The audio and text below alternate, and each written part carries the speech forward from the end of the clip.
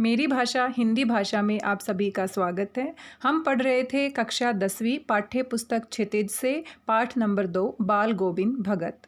बाल गोविंद भगत के लेखक का नाम है रामवृक्ष बेनीपुरी। रामवृक्ष बेनीपुरी का जीवन परिचय और साथ में पाठ की शुरुआत हम पिछले वीडियो में कर चुके हैं।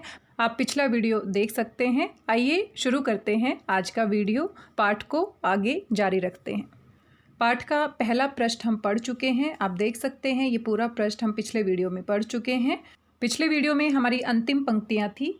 आषाढ़ की रिमझिम है, समूचा गांव खेतों में उतर पड़ा है, कहीं हल चल रहे हैं, कहीं रोपनी हो रही है, धान के पानी भरे खेतों में बच्चे उछल रहे हैं, औरतें कलेवा लेकर मेड़ पर बैठी हैं। यहाँ आषाढ़ माह के आगमन पर गांव के लोग किस किस प्रकार के कार्य करते हैं उसके बारे में दिखाया गया है। औरतें कलेवा लेकर मेड़ पर बैठी हैं। कलेवा सुबह के नाश्ते को कहते हैं। औरतें सुबह का नाश्ता जो व्यक्ति खेतों में काम कर रहे हैं उनके लिए लेकर जाती है और मेड़ यानी पगडंडी और पगडंडी पर जाकर बैठ जाती है।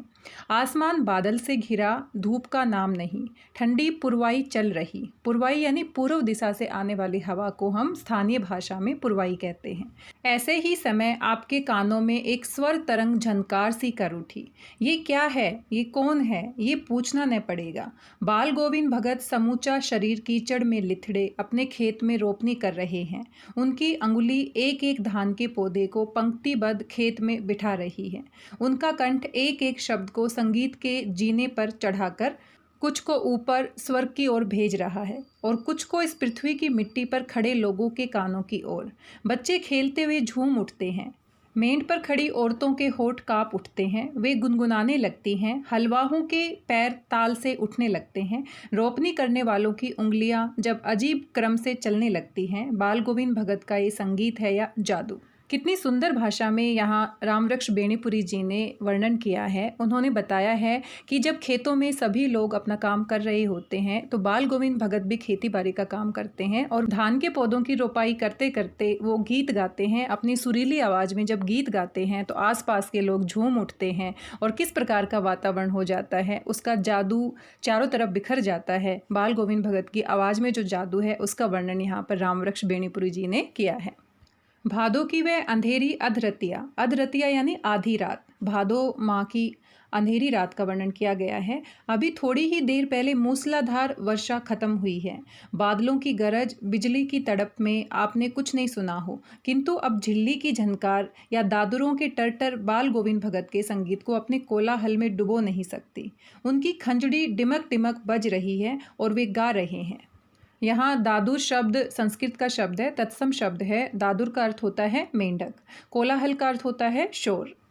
खंजड़ी यहाँ पर एक विशेष प्रकार का वाद्य यंत्र है जो ढपली के आकार का होता है। चित्र में भी आप देख सकते हैं उन्होंने अपने हाथ में खंजड़ी को पकड़ा हुआ है और वे गा रहे हैं। गोदी में पीवा चमक उठे सखिया, चिहुक उठे ना। हाँ, पिया तो गोद में ही है किंतु वह समझती है वह अकेली है। चमक उठती है, चिहुक उठती है। उसी भरे बादलों वाले भादों की आधी रात में उनका ये गाना अंधेरे में अकस्मात कौंध उठने वाली बिजली की तरह किसे न चौंका देता। अरे अब सारा संसार निस्तब्धता में सोया है। बाल गोविंद भगत का संगीत जाग रहा है, जगा रहा है। तेरी गठरी में लागा चोर, मुसाफिर जाग जरा। कार्तिक आया नहीं कि बाल गोविंद भगत की प्रभातियां शुरू हुई जो फागुन तक चला करती। बाल गोविंद भगत सुबह सुबह जल्दी उठ जाते और तब चारों तरफ सन्नाटा छाया रहता। एक शब्द का प्रयोग किया गया है निस्तब्धता। निस्तब्धता यानी सन्नाटा छाना, खामोशी छाना, किसी की भी आवाज़ नहीं आना। अकस्मात यानी कि अचानक से। जब सुबह सुबह सभी सोए रहते तो अचानक से कहीं से एक आवाज़ आती, गाने की आवाज़ आती और वो गाने की आवाज़ होती थी बाल गोविंद भगत की। कार्तिक मास के आते आते बाल गोविंद भगत की प्रभातियां शुरू हो जाती। यहाँ एक शब्द का प्रयोग किया गया है प्रभातियाँ। आइए इसके बारे में भी जानते हैं। प्रभातियाँ मुख्य रूप से बच्चों को जगाने के लिए गाई जाती हैं। प्रभाती में सूर्योदय से कुछ समय पूर्व से लेकर कुछ समय बाद तक का वर्णन किया जाता है। प्रभातियों का भाव क्षेत्र व्यापक और यथार्थ से अधिक निकट होता है, यानी कि यथार्थ से संबंधित बातें इसमें गाई जाती हैं। प्रभातियों या जागरण गीतों में केवल सुकोमल भावनाएं ही नहीं होती बल्कि वीरता, साहस और उत्साह से भरी बातें भी होती हैं। यानी कि वीरता के गीत गाए जाते हैं, किसी के साहस के गीत गाए जाते हैं। कुछ कवियों ने प्रभातियों में राष्ट्रीय चेतना और विकास की भावना को पिरोने का प्रयास किया है। हमने देखा बाल गोविंद भगत कबीर दास जी को साहब मानते हैं और कबीर दास जी की वाणी से बहुत प्रभावित हैं। सुबह सुबह वो कबीर की वाणी गाते थे, साहस के गीत गाते थे, बच्चों को जगाने के लिए सुबह सुबह प्रभातियाँ गाते थे और साथ ही आप देख सकते हैं कितने सारे लोग उनके साथ जुड़ जाते थे। इन दिनों वह सवेरे ही उठते, न जाने किस वक्त जगकर वह नदी स्नान को जाते, गांव से 2 मील दूर। वहां से नहा धोकर लौटते और गांव के बाहर ही पोखरे के ऊंचे भिंडे पर अपनी खंजड़ी लेकर जा बैठते और अपने गाने टेरने लगते। मैं शुरू से ही देर तक सोने वाला हूँ, किंतु एक दिन माघ की उस दांत किटकिटाने वाले भोर में भी उनका संगीत मुझे पोखरे पर ले गया था। यहाँ पर लेखक बताते हैं कि वे देर रात तक सोने वाले हैं, लेकिन फिर भी एक दांत किटकिटाने वाली यानी कि बहुत ज़्यादा ठंडी भोर सुबह के समय उन्होंने सुना कि कहीं से आवाज़ आ रही है पोखरे से। पोखरा यानी छोटा तालाब, ऊंचा भिंडा यानी चबूतरा। बाल गोविंद भगत सुबह सुबह इतनी ठंड में जल्दी उठ जाते और साथ में नदी में स्नान करके छोटे तालाब के चबूतरे के ऊपर अपनी खंजड़ी को लेकर बजाते। उनका गाना सुनकर एक बार लेखक भी जग जाता है, उनके संगीत को सुनने के लिए पोखरे पर पहुंच जाता है। अभी आसमान के तारों के दीपक बुझे नहीं थे, यानी कि आसमान में अभी भी तारे टिमटिमा रहे थे, पूरी तरह से सुबह नहीं हुई थी। हाँ, पूर्व में लोही लग गई थी। लोही यानी लालिमा। सूरज जब निकलने वाला होता है तो पूर्व दिशा में जो लालिमा होती है उसी को हम स्थानीय भाषा में लोही कहते हैं, जिसकी लालिमा को शुक्र तारा और बढ़ा रहा था। खेत, बगीचा, घर सब पर कुहासा छा रहा था। कुहासा छाना यानी कोहरा छाना। इतनी ठंड थी कि चारों तरफ कुहासा यानी कोहरा छाया हुआ था। सारा वातावरण अजीब रहस्य से आवृत, आवृत यानी ढका हुआ होना मालूम पड़ता था। उस रहस्य में वातावरण में एक कुश की चटाई पर पूरब मुंह काली कमली ओढ़े बाल गोविंद भगत अपनी खंजड़ी लिए बैठे थे। उनके मुंह से शब्दों का तांता लगा था। तांता लगना यानी लगातार शब्द निकलना। उनकी अंगुलियां खंजड़ी पर लगातार चल रही थी। गाते गाते इतने मस्त हो जाते, इतनी सुरूर में आते, उत्तेजित हो उठते कि मालूम होता अब खड़े हो जाएंगे। कमली तो बार बार सिर से नीचे सरक जाती। मैं जाड़े से कपकपा रहा था, किंतु तारे की छाव में भी उनके मस्तक से श्रम बिंदु यानी जब वो गाते थे, इतनी मेहनत करते थे तो पसीने की बूंदें उनके मस्तक पर आ जाती थी। श्रम बिंदु यानी पसीने की बूंदें, जब तब चमक ही पड़ते। गर्मियों में उनकी संध्या कितनी उमस भरी शाम को न शीतल करती, यानी जब वो गाते थे तो कितनी भी उमस भरी सांझ क्यों ना हो वो शीतल हो जाती थी। अपने घर के आंगन में आसन जमा बैठते। गांव के उनके कुछ प्रेमी भी जुट जाते। खंजड़ियों और करतालों यानी तालियां बजाना। कर यानी हाथ, ताल मतलब ताल। हाथ से बजने वाली ताली को हम करताल कहते हैं। करतालों की भरमार हो जाती। एक पद बाल गोविंद भगत कह जाते, उनकी प्रेमी मंडली उसे दोहराती, तिहराती। धीरे धीरे स्वर ऊंचा होने लगता, एक निश्चित ताल, एक निश्चित गति से। उस ताल स्वर के चढ़ाव के साथ श्रोताओं के मन भी ऊपर उठने लगते। धीरे धीरे मन तन पर हावी हो जाता। होते होते एक क्षण ऐसा आता कि बीच में खंजड़ी लिए बाल गोविंद भगत नाच रहे हैं और उनके साथ ही सबके तन और मन नृत्यशील हो उठे हैं। सारा आंगन नृत्य और संगीत से ओतप्रोत है। जिस दृश्य का वर्णन किया गया है उसका अंदाजा आप इस चित्र से लगा सकते हैं, किस तरह से मगन हो जाते हैं बाल गोविंद भगत और उनके साथ साथ उनके जो प्रेमी मंडली है वो भी मगन हो जाती है। बीच में खड़े होकर वो नाचने लगते हैं और किस तरह से माहौल बन जाता है आप यहाँ पर अंदाजा लगा सकते हैं। बाल गोविंद भगत की संगीत साधना का चरम उत्कर्ष उस दिन देखा गया जिस दिन उनका बेटा मरा। इकलौता बेटा था वह, कुछ सुस्त और बोदा सा था। बोदा यानी कम बुद्धि वाला। किंतु इसी कारण बाल गोविंद भगत उसे और भी मानते, यानी कम बुद्धि का होने के कारण वे अपने बेटे को और भी प्रेम करते थे। उनकी समझ में ऐसे आदमियों पर ही ज़्यादा नज़र रखनी चाहिए या प्यार करना चाहिए, क्योंकि ये निगरानी और मोहब्बत के ज़्यादा हकदार होते हैं। बड़ी साध से उसकी शादी कराई थी। पतोहू यानी बेटे की पत्नी। पतोहू बड़ी ही सुभग और सुशील मिली थी।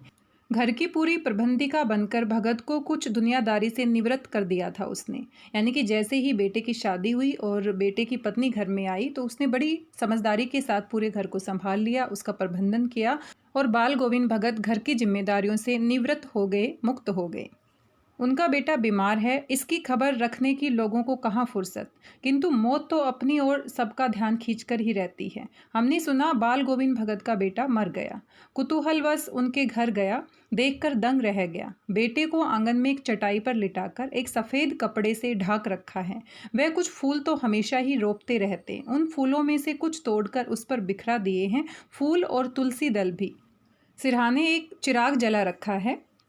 और उसके सामने जमीन पर ही आसन जमाए गीत गाए चले जा रहे हैं। वही पुराना स्वर, वही पुरानी तल्लीनता। घर में पतोहू रो रही है जिसे गांव की स्त्रियां चुप कराने की कोशिश कर रही हैं, किंतु बाल गोविंद भगत गाए जा रहे हैं। हाँ, गाते गाते कभी कभी पतोहू के नज़दीक भी जाते और उसे रोने के बदले उत्सव मनाने को कहते।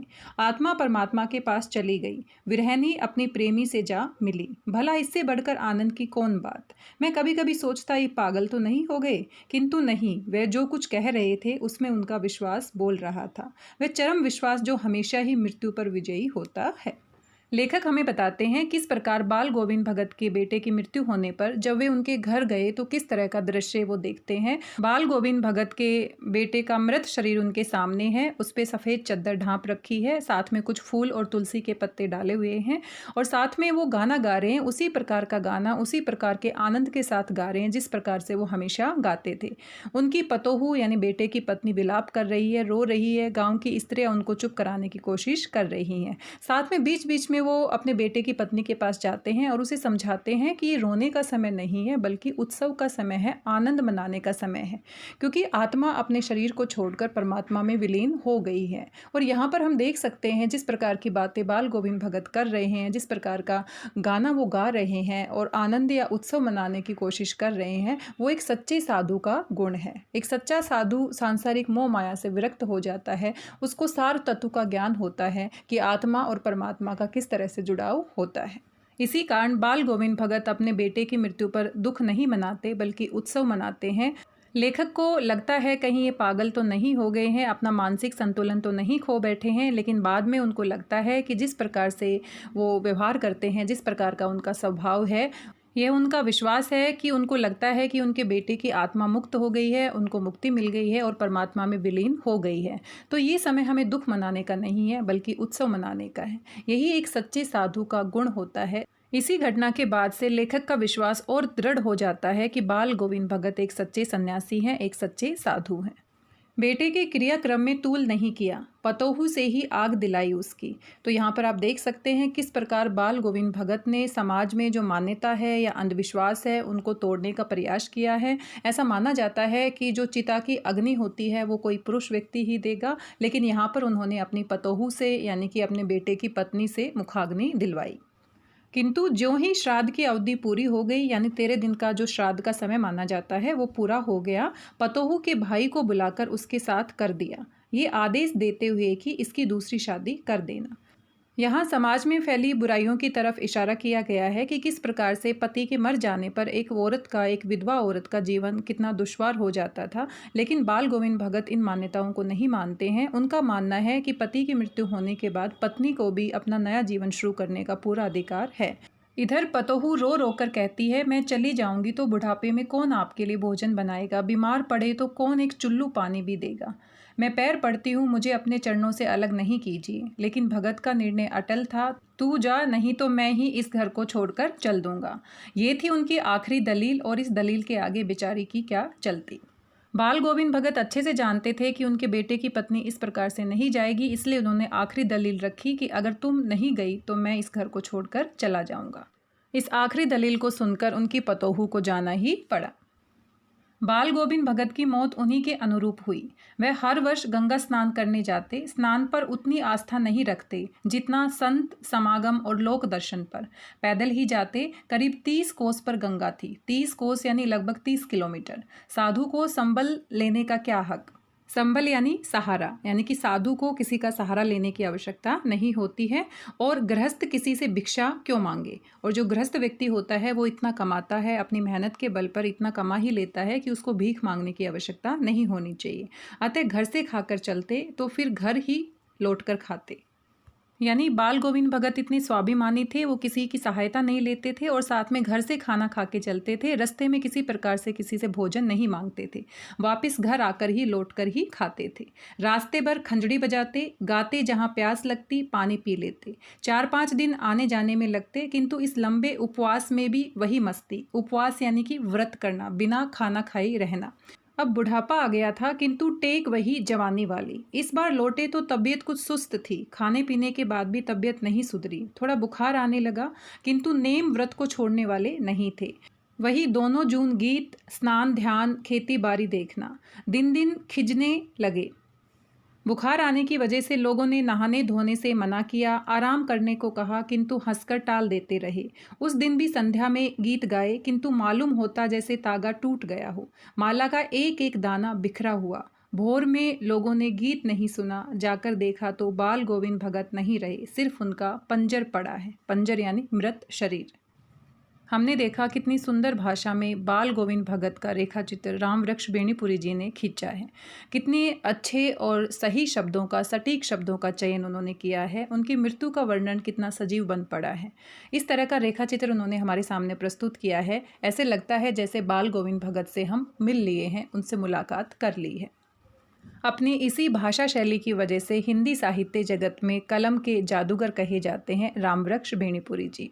साथ में बाल गोविंद भगत एक गृहस्थ थे, परिवार की सभी जिम्मेदारियों को निभाते थे, अपने बेटे बहू के साथ रहते थे, आसपास के लोगों से मिलते थे। किसी भी प्रकार से उन्होंने सांसारिक जीवन को त्याग नहीं किया था, लेकिन फिर भी वो एक सच्चे सन्यासी थे, एक सच्चे साधु थे। अपने बेटे की मृत्यु पर वो रोते नहीं हैं, शोक नहीं मनाते हैं, बल्कि उत्सव मनाते हैं। और इस बात से साबित होता है कि वो सांसारिक मोह माया से निर्लिप्त थे। एक सच्चे सन्यासी के सभी गुण बाल गोविंद भगत में मौजूद थे। इसी के साथ बाल गोविंद भगत पाठ हमारा पूरा हो जाता है। अगले वीडियो में इसके अभ्यास के प्रश्न उत्तर डिस्कस करेंगे। आशा है आपको पाठ पसंद आया होगा। साथ में वीडियो कैसा लगा फीडबैक जरूर दीजिएगा। तब तक स्वस्थ रहिए, व्यस्त रहिए, मस्त रहिए। धन्यवाद सभी का, बहुत बहुत धन्यवाद।